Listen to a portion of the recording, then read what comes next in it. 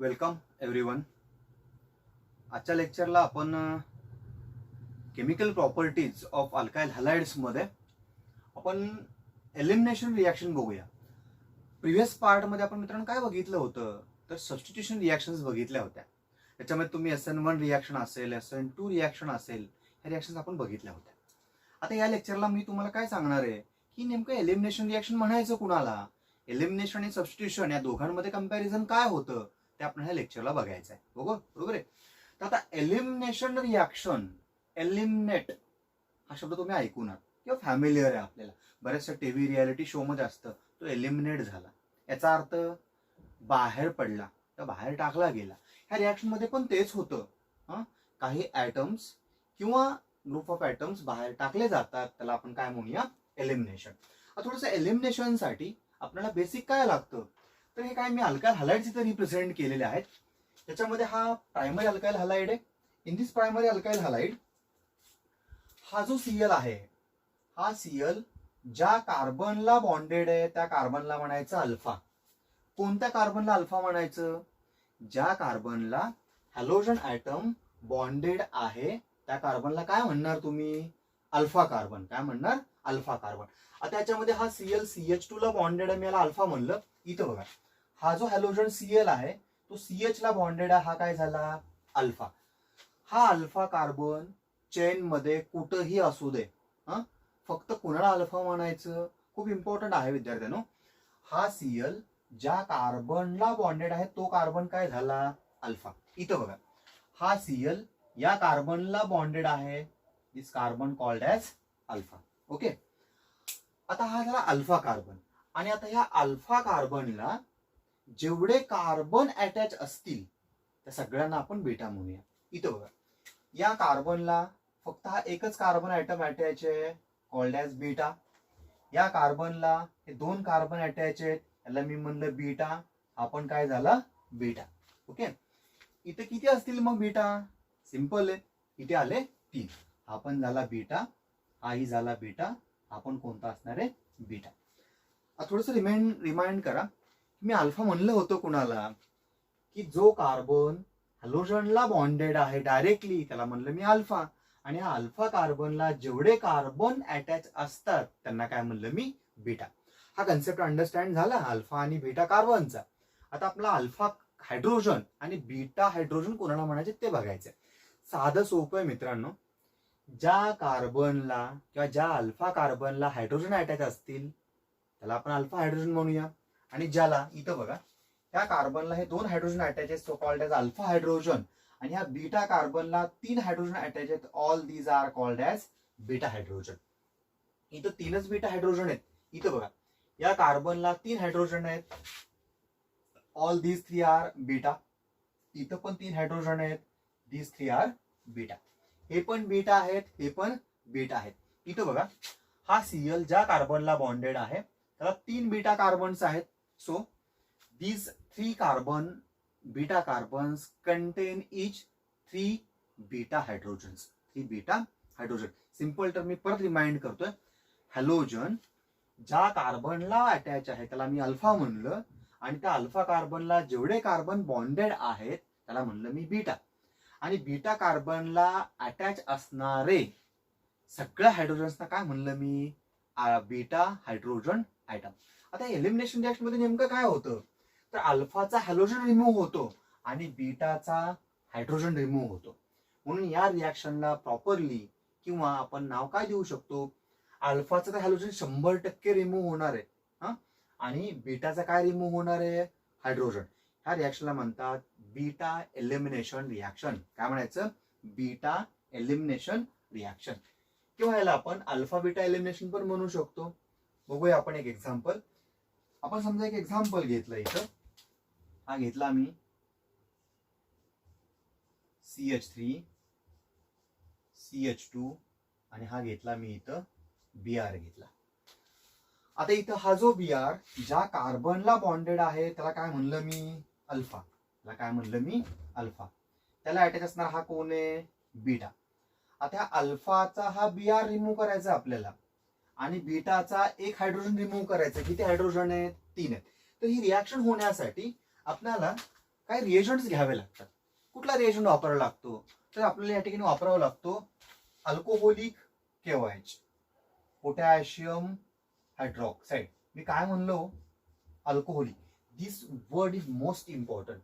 का तर तुम्ही ह्या अल्काइल हॅलाइडच्या रिॲक्शन KOH बरोबरती किंवा NaOH बरोबरती केल्या होत्या, पण वापरलं काय होतं, ॲक्वियस.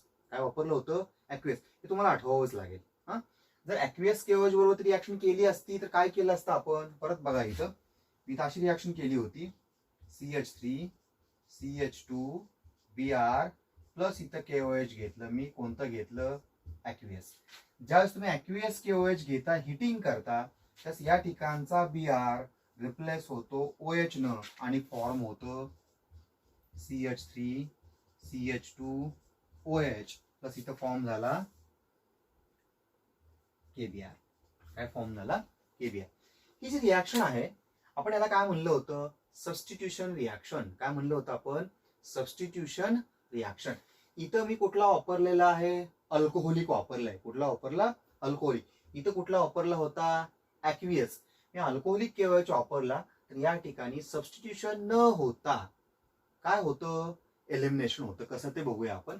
समजा मी हा इथाइल ब्रोमाइड आहे, KOH बरोबर ती रिॲक्ट केला, याला आपण अप टू बॉइलिंग हिटिंग केलं. आता होतं काय की इथला हा Br रिमूव्ह होतो आणि या ठिकाणचा हा हायड्रोजन रिमूव्ह होतं. कसं रिमूव्ह होतं, हा जो Br आहे तो K बरोबर ते रिमूव्ह होतो. काय फॉर्म झालं मग इथं,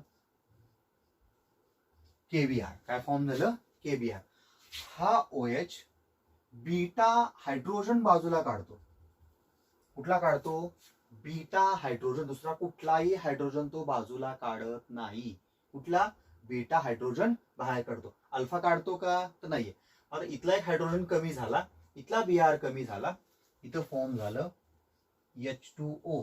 इथला OH आणि तिथला H. आता राहिलं खाली काय, इथला CH3 मधला एक हायड्रोजन कमी झाला, इथं राहिलं काय, CH2. हा एकच बॉन्ड आहे ना, इथं राहिला सिंगल बॉन्ड, इथं आला CH2. आता परत बघा, इथला हायड्रोजन रिमूव्ह झाला, इथला Br रिमूव्ह झाला. इथं व्हॅलन्सी ह्या कार्बनला 1 2 3च बॉन्ड आहेत, याला पण किती आहेत, 3 बॉन्ड आहेत, म्हणून इथे येतो डबल बॉन्ड. आता ओव्हरऑल जर आपण बघितलं, अल्फा कार्बनचा Br रिमूव्ह झाला म्हणजे हॅलोजन बाहेर पडला, बीटा कार्बनचा हायड्रोजन बाहेर पडला. एकूण बाहेर काय पडलं, तर एक हायड्रोजन, इथला एक हायड्रोजन बाहेर पडला, दुसरा बाहेर पडला Br. मग ह्या रिॲक्शनला म्हणतात डिहायड्रो. काय बाहेर पडला, हायड्रोजन, डिहायड्रो. आणि हा काय आहे, halogen. So this reaction is called as dehydrohalogenation. What is mean by dehydrohalogenation? It's simple. The reaction in which removal of hydrogen and bromine, removal of hydrogen and bromine from alkyl halide, this reaction is known as dehydrohalogenation. काय म्हणून आपण त्याला, dehydrohalogenation. आता एक example झालं कुठलं, डिहायड्रोहॅलोजिनेशनचं. Form काय झालं, अल्किन. परत रिमेंबर करा, ज्यावेळेस मी KOH ची ऍक्शन इथाइल ब्रोमाइड वरती करतोय, अल्कोहोलिक असेल तर अल्किन फॉर्म होतो, ॲक्वियस असेल तर अल्कोहोल फॉर्म होतो. हे तुम्हाला कंपल्सरी कन्फ्यूज करतं. मग आपल्याला विचारायला काय असतं, what is the action of potassium hydroxide. First आपण बघायचं तो ॲक्वियस आहे का अल्कोहोलिक आहे. ॲक्वियस असेल तर अल्कोहोल, आणि जर अल्कोहोलिक असेल तर आणि तर अल्किन. काय फॉर्म झाला, अल्किन. कुठला आहे हो अल्किन, याचं नाव ठेवा अगोदर. हा झाला इथाइल ब्रोमाइड. कुठला झाला,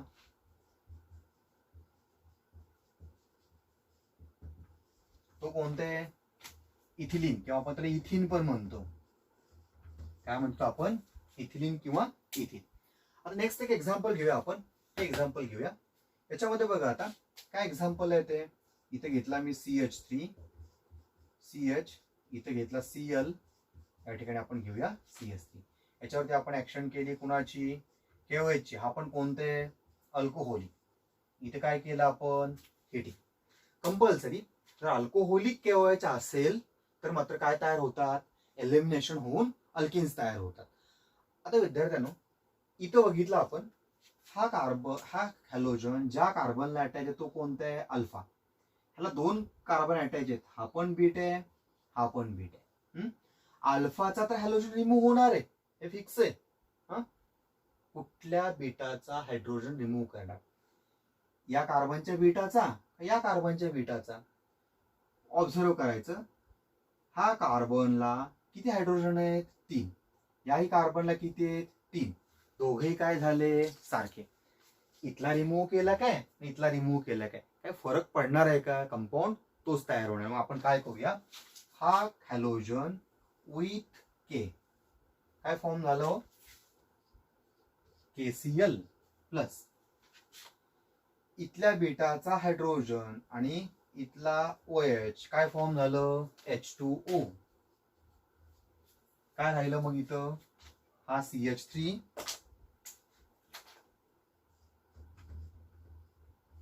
देन हा CH. जो बीटा कार्बन मधला हायड्रोजन रिमूव्ह होतो ह्या दोघांमध्ये काय येतो? Double bond. हा आला CH2. काय फॉर्म झालं? CH3 CH double bond CH2. Name of the alkyne 3 carbon item and 1 carbon carbon double bond non as propene, किंवा आपण त्याला प्रोपिलिन पण प्रेमानं म्हणू शकतो. ओके, असंच म्हणावं लागतं. आता नेक्स्ट रिॲक्शन एक बघूया. परत रिमेंबर करा, आपण वापरलंय काय? Alcoholic KOH. Never forget. Alcoholic KOH and aqueous KOH. When we use aqueous KOH, then product will be compulsory alcohols. And when we use alcoholic KOH, then products are compulsory alkenes. Now we'll take the example of this. आता मला परत सांगा, ह्या example मध्ये हा halogen item या carbon attach आहे, तो अल्फा आहे. हे 3 बीटा आहेत. कुठला हायड्रोजन रिमूव्ह करणार तुम्ही? या ठिकाणचा करा, इथला करा किंवा इथला करा. कुठला जरी केला तरी येणारा प्रोडक्ट हा काय असणार आहे? अल्किन असणार आहे. ओके, ते तुम्ही एक्झाम्पल करू शकता. आता आणखीन काही एक्झाम्पल्स आपण बघूया इथं, ते तुम्हाला सहजासहजी अंडरस्टँड होतील. इथे मी एक्झाम्पल रिप्रेझेंट करतोय. CH3 CH2 CH Br CH3. याच्यावरती ऍक्शन मला करायची आहे. KOH कुठला घ्यायचंय? अल्कोहोलिक. इथं अप टू बॉइलिंग मी हिटिंग केलं. आता परत बघा, सेम एलिमिनेशन रिॲक्शन आहे. आपल्याला काय करायचंय? अल्फा कार्बनचा हॅलोजन रिमूव्ह करायचंय आणि बीटा कार्बनचा हायड्रोजन रिमूव्ह करायचंय. बघूया आपण आता इथं. हा Br ज्या कार्बनला अटॅच आहे तो आहे अल्फा. ह्या अल्फाला अटॅच असणारा हा कार्बन बीटा, हा पण कार्बन काय? बीटा. या एक्झाम्पल मध्ये किती बीटा कार्बन आहेत? 1 आणि 1 2. अल्फाला अटॅच असलेला बीटा, बीटाला अटॅच असलेला गॅमा. ह्याला तुम्ही परत अल्फा म्हणणार का? नाही. अल्फाला अटॅच असणारा बीटा. तुम्ही अल्फा कोणाला म्हणलं? हॅलोजन ज्या कार्बनला बॉन्डेड आहे तो तो तो काय म्हणायचा? अल्फा. कळतंय ना? त्याला अल्फा म्हणायचं. त्याला बॉन्ड असलेले बीटा झाले. कुठले झाले? बीटा. आता मी जर एक काम केलं, अल्कोहोलिक KOH ऍक्शन केली, मला 2 पॉसिबिलिटीज आहेत. हा कार्बनला CH2 आहे, या कार्बनला CH3 आहे. दोघं पण डिफरंट आहेत. मी काय केलं? फर्स्ट इथला एक हायड्रोजन रिमूव्ह केला, हा Br आणि हा K रिमूव्ह केला. ओके, कंपल्सरी काय फॉर्म झालं? KBr. काय फॉर्म झालं? KBr. समजा मी या ठिकाणचा हायड्रोजन फर्स्ट रिमूव्ह केला, कोणाबरोबर ती? OH बरोबर ती. रिमूव्ह काय होणार आहे? H2O. काय आलं product? CH3 CH CH3 CH. हा CH अल्फा आणि बीटा मधला हायड्रोजन रिमूव्ह झाला की तिथे काय येणार आहे? Double bond CH. पुढे काय आला? CH3. हा एक प्रोडक्ट फॉर्म झाला. आणखी दुसरी पॉसिबिलिटी कोणती? तर हा K आणि हा Br, कंपल्सरी अल्फाचा Br रिमूव्ह होणार आहे. इथल्या बीटाचा हायड्रोजन रिमूव्ह केला मी OH बरोबर ती, इथं फॉर्म झाला मग CH3. हा ऍज इट इज राहिला CH2. हा CH आणि हा बीटा, या दोघांमध्ये डबल बॉन्ड आला, CH डबल बॉन्ड CH2. आता हे दोन एक्झाम्पल्स फॉर्म झाले, बरोबर आहे?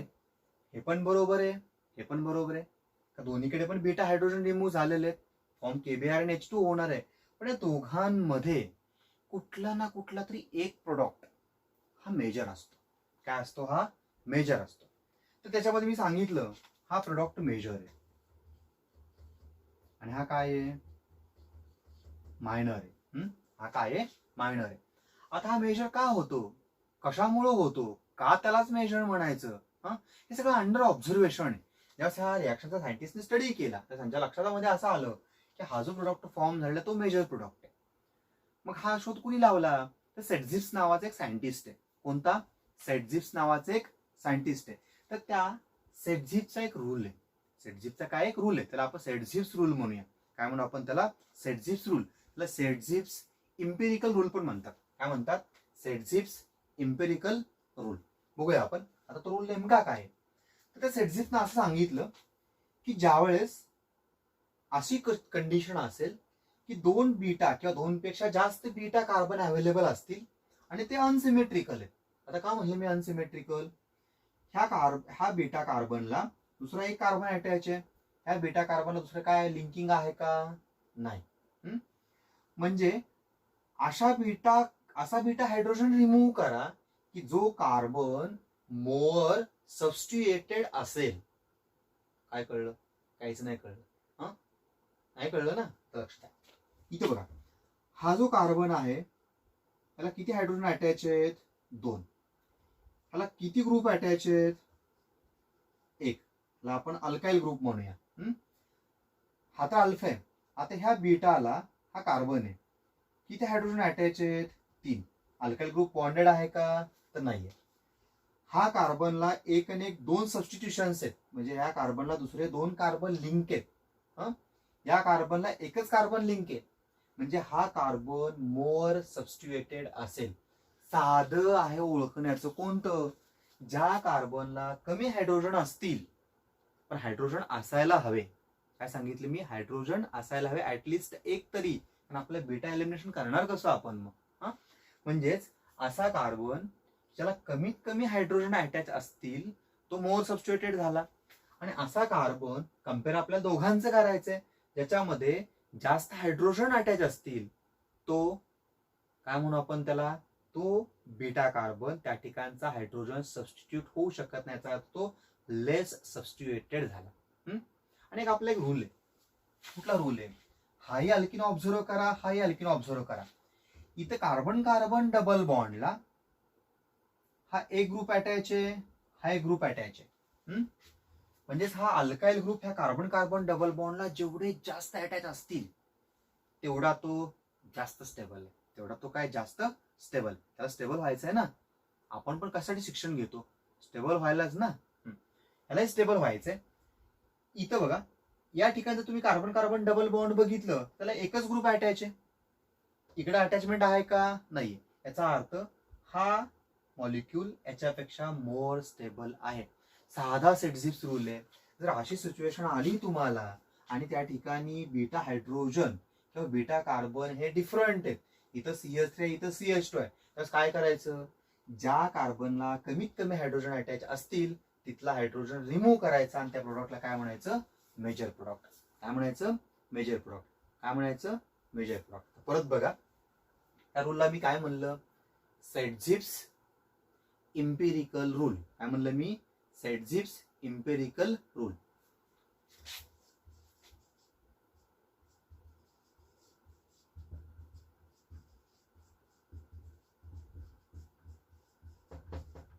मोर इम्पॉर्टंट रूल आहे. कुठला?